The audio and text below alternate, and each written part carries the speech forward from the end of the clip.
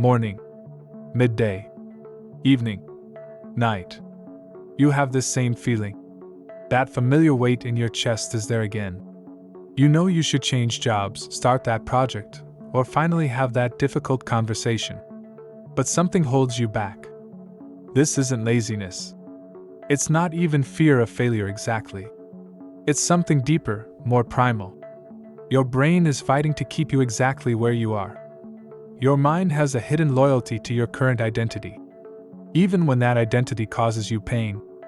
I once spoke with a man who stayed in a soul-crushing corporate job for 12 years. Each morning he'd sit in his car, unable to enter the building until the very last minute. I knew I was miserable, he told me. But the thought of becoming someone new terrified me even more. This psychological resistance has a name: cognitive homeostasis. Like your body temperature, your brain tries to maintain a stable sense of self, even if that self is suffering. You've felt this. The anxiety when considering a major life change. The subtle ways you sabotage new habits. The relief when returning to old patterns, even destructive ones. In his book, Atomic Habits, James Clear writes about this phenomenon. Making a choice that is 1% better or 1% worse seems insignificant in the moment, but over the span of moments that make up a lifetime, these choices determine the difference between who you are and who you could be. The brain's resistance to change isn't random. It serves evolutionary purposes. Throughout human history, stability meant survival. Change represented risk. Your ancestors survived by maintaining consistent behavior patterns. Those who experimented too much often didn't pass on their genes. Your brain inherited these conservative tendencies. But there's more to this story. Your current identity isn't just a collection of behaviors. It's a complex narrative you've constructed about who you are. Carl Jung called this the persona, the mask we wear in society. Over time, we forget it's a mask. We believe it's our true face. This explains why even positive change feels threatening. A promotion challenges your "I'm not leadership material" story. Weight loss confronts your "I'm just naturally heavy" narrative. Sobriety questions your "I need alcohol to be social" belief. Each of these stories, no matter how limiting, provides something precious: certainty. You know who you are. You know what to expect. You know your place in the social hierarchy. Marcus Aurelius wrote in his Meditations, "The impediment to action advances action. What stands in the way becomes the way." Your resistance to change isn't your enemy. It's a signpost pointing to what matters. When you feel that knot in your stomach at the thought of change, pay attention. That discomfort reveals where your self-concept is most rigid and most in need of expansion. A client once told me about her panic attacks whenever she considered leaving a toxic relationship. I realized I'd built my entire identity around being needed by someone who couldn't function without me. Who would I be if I wasn't his savior? This reveals something crucial. Your brain doesn't distinguish between harmful and helpful identities. It simply fights to preserve what's familiar. Alfred Adler, founder of individual psychology, observed that many people maintain an inferiority complex because it provides a convenient excuse. If you believe, "I'm just not good at math," you never have to face the anxiety of trying and potentially failing at mathematical challenges. The brain's resistance operates through distinct mechanisms.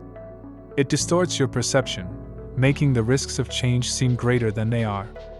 It selectively recalls past failures while dismissing successes. It manufactures reasons to postpone action. "I'll start when things settle down," or "I need to learn more first."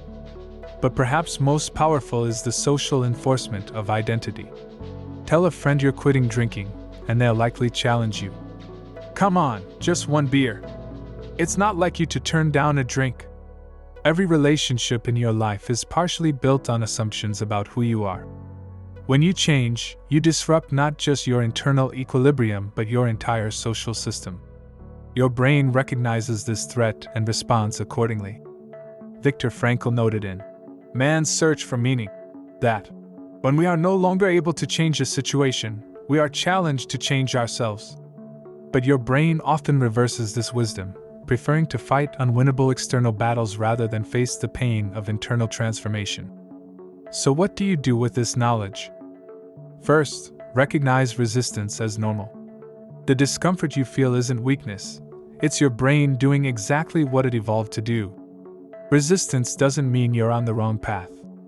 Often, it signals you're finally on the right one. Second, start small. Massive identity shifts trigger massive resistance. Minor changes fly under the radar. Don't announce you're becoming a different person. Just do one small thing differently today. Third, create environmental supports. Your willpower will falter against your brain's homeostatic mechanisms. Change your surroundings to make new behaviors easier and old patterns harder. Fourth, anticipate sabotage, especially from yourself. Notice the subtle ways you undermine change, forgetting equipment, creating conflicts, manufacturing emergencies. These aren't accidents. They're your brain's strategic response to perceived identity threats. Finally, be patient with yourself. Identity transformation isn't a weekend project. It's a gradual process of expanding who you believe you can be. There's a paradox here worth embracing. True change begins with acceptance. Not of your limitations, but of your natural resistance to growth. The more you fight against this resistance, the stronger it becomes. Instead, acknowledge it. Get curious about it. Part of me doesn't want to change. I wonder why. This simple question opens a dialogue with your reluctant brain rather than declaring war on it. A musician I know struggled with stage fright for years. I tried everything to overcome it, she said. Nothing worked until I stopped seeing anxiety as the enemy. I'd say to myself before performances, of course you're scared. You're doing something that matters. Her anxiety didn't vanish, but it ceased being an obstacle. This approach, turning toward your resistance rather than fighting against it, illuminates a deeper truth. Your brain doesn't hate change.